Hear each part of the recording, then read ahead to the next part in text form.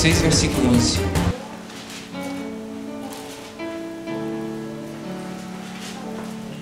Como é maravilhoso estar mais uma vez na casa do Senhor. Uma noite fria, uma noite que muitas vezes o que a gente queria é estar em casa, debaixo da coberta, mas nessa noite o Senhor nos dá vitória. Estamos aqui mais uma vez para adorar esse Deus Santo, que sabemos que é o pé da cruz, que por mais que as coisas estejam difíceis, não tem lugar melhor para nós estar, irmãos. E nessa noite é vitória para nós. Amém, irmão? Todos acharam? O chamado de Gideão.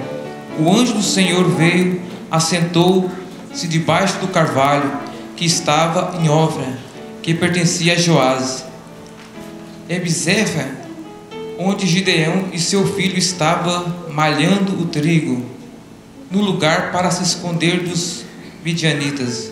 Quando o anjo do Senhor apareceu a Gideão e disse: o Senhor é contigo, homem valente. Gideão lhe respondeu: ai, Senhor meu, se o Senhor é conosco, porque tudo isso nos sobreveio, e o que é feito de todas as suas maravilhas que nossos pais nos contaram, dizendo: não nos fez o Senhor subir do Egito, porém agora o Senhor nos desampara e nos entregou nas mãos dos midianitas. O Senhor olhou para ele e disse: vai nessa tua força e livra Israel das mãos dos midianitas. Não te enviei eu? Respondeu-lhe Gideão: ai, Senhor meu Deus, ai, Senhor meu, com que livrarei Israel? A minha família é a mais pobre em Manassés, e eu o menor na casa de meu pai. Amém. Irmão, até aqui. Podeis assentar. Irmão, quando sucedeu essa passagem,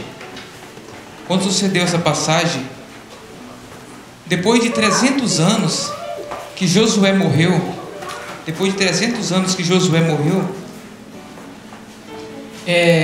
o povo de Israel, aquele povo que saiu do Egito para chegar na terra prometida, esse povo, depois de 300 anos, já sofria.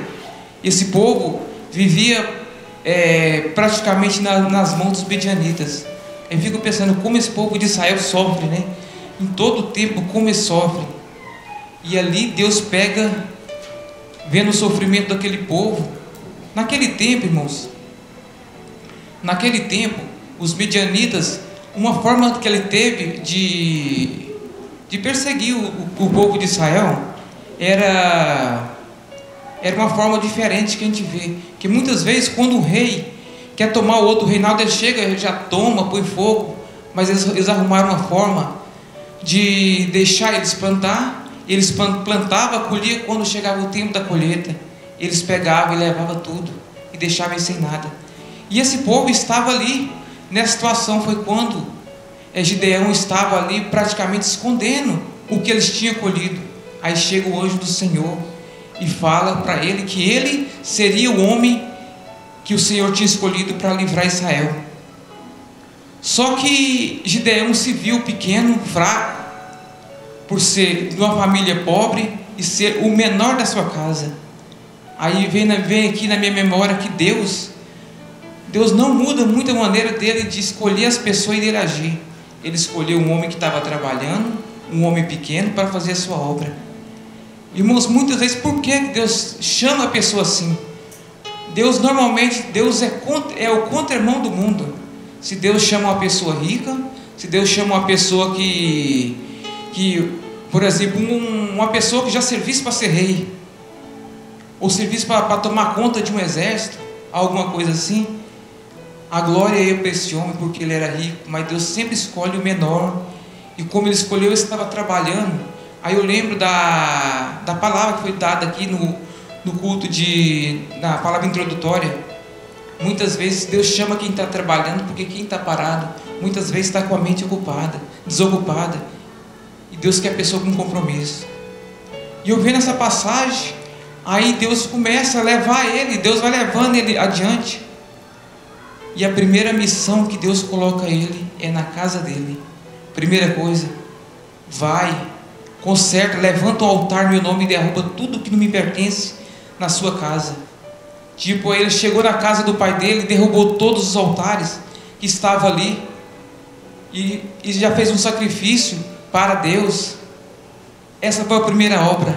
E muitas vezes, irmãos, a gente esquecendo da primeira obra.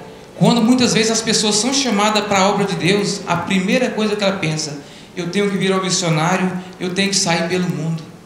Mas a primeira obra que Deus colocou Gideão foi na casa dele.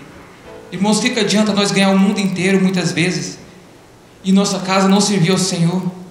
O que adianta muitas vezes a gente fazer muitas maravilhas para o mundo, ter muito rótulo de ganhador de alma, só que na nossa casa nós não ganhamos? A primeira obra que Deus colocou na vida de Gideão foi ele ganhar a sua família. E ele ganhou o pai dele. A primeira alma que ele conseguiu ganhar foi o pai dele.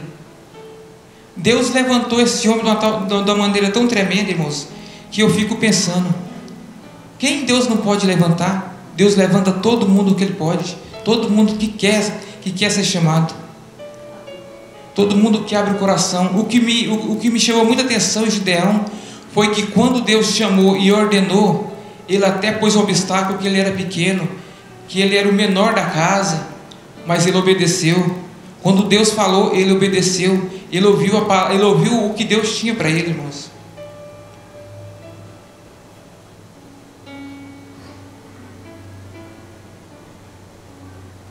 Aí, irmãos, Deus pega, levanta um exército. Deus pega e começa a falar com ele. Deus começa a falar com Gideão, porque Deus tinha que livrar aquela nação de alguma forma. Deus, quando escolheu ele, aí chamou Gideão para fazer essa obra. Gideão, sem entender nada de exército, de nada, ele chama os homens da região dele para enfrentar os medianitas.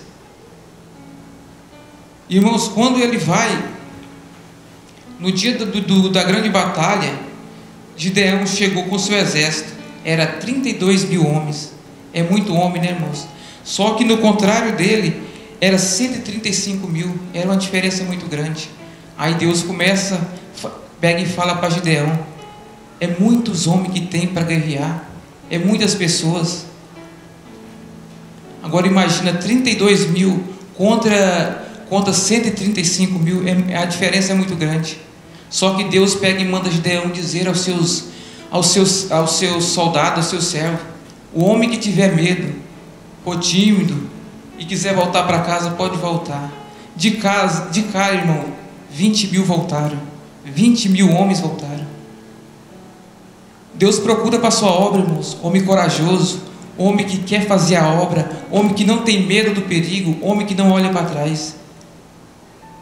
Aí quando volta 20 mil homens, Deus ainda fala para Gideão: Gideão, ainda tem muita gente. Aí Gideão, meu Deus, era 135 contra 32 mil, ainda tem muita. Agora foi 20 mil embora. Irmãos, acho que muitos de nós já tinham desistido daquela batalha, já tinham voltado. Mas Gideão mais uma vez ouve a voz de Deus. Mais uma vez ele ouve a voz do Deus a qual ele servia. Aí Deus pega e fala para ele: vai até o rio e fez um teste. Aquele que eu escolher vai, aquele que eu falar que não vai, não vai. Chegando ali, Deus pega e faz a escolha dele. Mas 9.700 soldados desistem da batalha. Não foi aprovado por Deus. Irmãos, ser aprovado por Deus para uma batalha não é fácil. Muitas vezes querer ir para a batalha, de início a gente até fala: eu sou corajoso, eu vou. Mas quando a gente começa a passar no teste de Deus, aí as coisas começam a apertar. Aí sobrou, irmãos. Se 20 mil já tinha desistido, 20 mil já tinha desistido, mas 9.700 Deus numa prova. Aí eles foi com 300 homens para a guerra contra 135. Irmão, mas Deus tem a maneira dele de agir. Deus tem a maneira dele de fazer as coisas. Naquele momento, com 300 homens, Deus pega e faz uma estratégia. Deus faz uma estratégia para que o povo de Deus saísse glorificado. E naquela batalha, Deus coloca nas mãos do homem, uma mão tinha uma tocha de fogo e a outra trombeta para ele tocar. tinha um instrumento para ele tocar, e dessa maneira, aqueles homens venceram aquela guerra. Quando eles começaram a tocar, o exército inimigo ficaram com medo e não resistiu. Irmão, muitas vezes o que falta é nós pegar a tocha que Deus já colocou em nossas mãos e tocar e fazer barulho, incomodar o inferno. Isso muitas vezes é o que está precisando para o povo de Deus.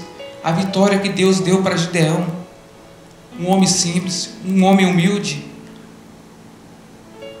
Aí eu fico pensando, como que Deus fez um milagre desse, de uma maneira dessa, para que o nome dele fosse glorificado, irmãos?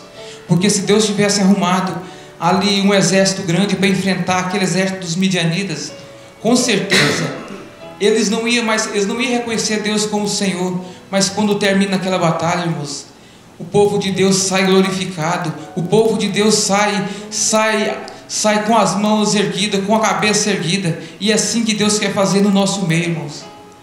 Muitas vezes a gente olhamos para o lado, começa a olhar o tamanho do nosso inimigo e começa a olhar o tamanho de nós, mas muitas vezes é nós que Deus quer usar. Muitas vezes é Deus que Deus quer fazer, Deus quer levantar para que o nome dele seja exaltado. Quando eu vejo uma nação desse tamanho, e o tanto de crente que tem, eu fico falando, nós podemos fazer diferença, irmãos. Agora tem muitas coisas que eu vejo que ainda tem que mudar, irmãos. O crente, quando ele não perturba o inferno, ele também está agindo contra as coisas de Deus. Hoje você vê que ser crente está tão bonito. Antigamente, eu lembro quando eu era criança, a gente não era muito convidado para o aniversário. É crente, né? Crente é ser feio, crente é ser isso, aquilo outro. Hoje não, hoje ser crente é bonito, é ser chique, como diz o povo. Hoje os crentes não andam incomodando tanto o inferno. Incomodar o inferno é como? Fazer que nem quando a gente foi no aniversário, a gente chegou lá, estava passando uma música, ali a gente colocou uma coisa de Deus. É fazer a diferença, isso é fazer a diferença. Agora muitas vezes quando a gente chega no lugar, em vez da gente fazer a diferença, a gente fica igual. A gente tem que ser que nem Gideão, irmãos. Na Bíblia não mostra como que ele era aparentemente, mas mostra que foi um grande homem, um homem que obedeceu a palavra de Deus, um homem que ouvia a voz de Deus. Irmão, vamos ouvir a voz de Deus, porque Deus, se nós ouvir o que Ele tem para nós, com certeza, irmãos, a vitória será grande. Ele pode usar pouca gente, pequena gente, e fazer uma grande obra nessa nação. Amém, irmãos? E eu agradeço pela oportunidade dessa noite, em nome de Jesus.